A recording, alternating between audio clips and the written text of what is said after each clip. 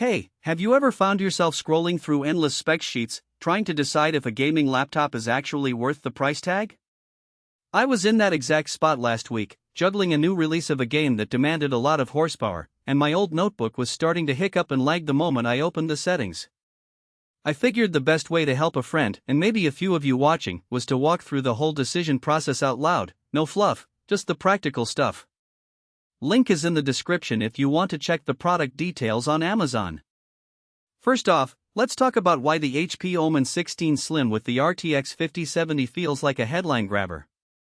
It promises a 16-inch FHD Plus panel, a brand new Intel Ultra 9 285H processor, 32GB of DDR5 RAM, and a massive 1TB SSD.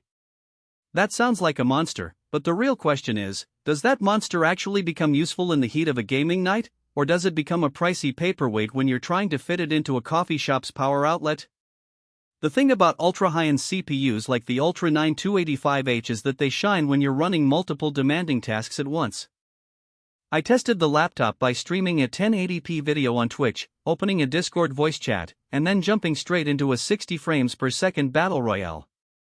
The frame rate stayed steady, and there was practically no stutter when swapping between applications.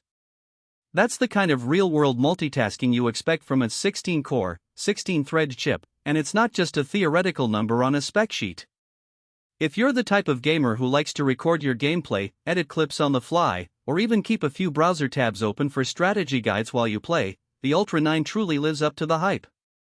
Now, let's dive into the graphics side. The RTX 5070 sits a step below the top-tier 6080 but still lands solidly in the high-performance category. In a practical sense, I ran Shadow of the Tomb Raider at max settings with the 144Hz display set to its native resolution. The laptop consistently hit around 120 frames per second, which translates to a buttery smooth experience without any visible tearing. More importantly, the GPU handled ray-trace lighting without dipping below 60 frames per second, something that many mid-range laptops still struggle with. If you're planning to game mostly at 1080p or the slightly taller 1200 pixel vertical resolution of the screen, the RTX 5070 will keep you in the sweet spot for the next couple of years. You might wonder about the display itself. The 16-inch FHD Plus panel with a 144Hz refresh rate and IPS technology looks great on paper, but I'm more interested in how it performs under everyday conditions. The anti-glare coating does its job in a bright room, and the color accuracy was decent enough for video editing without having to calibrate. However, it's not a 4K panel, so if you're a content creator who needs pixel-perfect detail for photo work, you may feel a little cramped.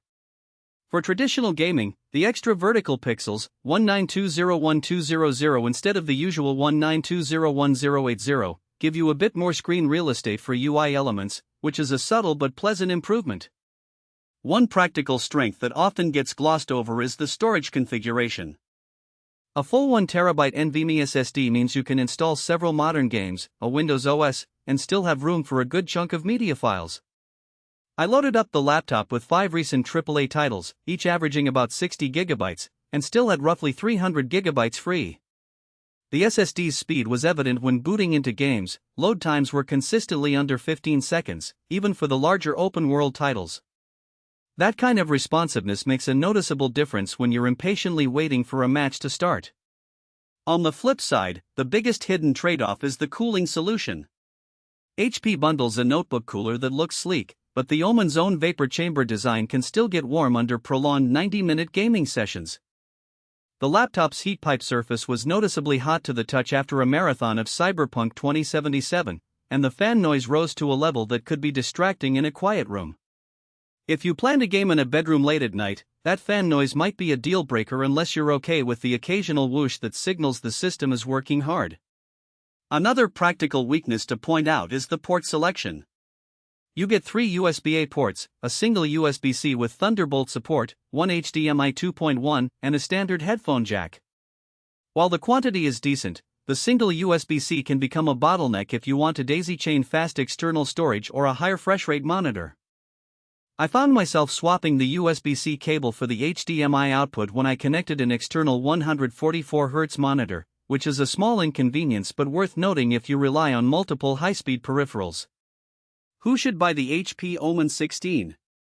If you're a serious PC gamer who wants a portable powerhouse that can handle modern titles at high settings, stream, and still be comfortable to carry to a friend's house, this is a solid match. The 32GB of DDR5 RAM eliminates any future proofing.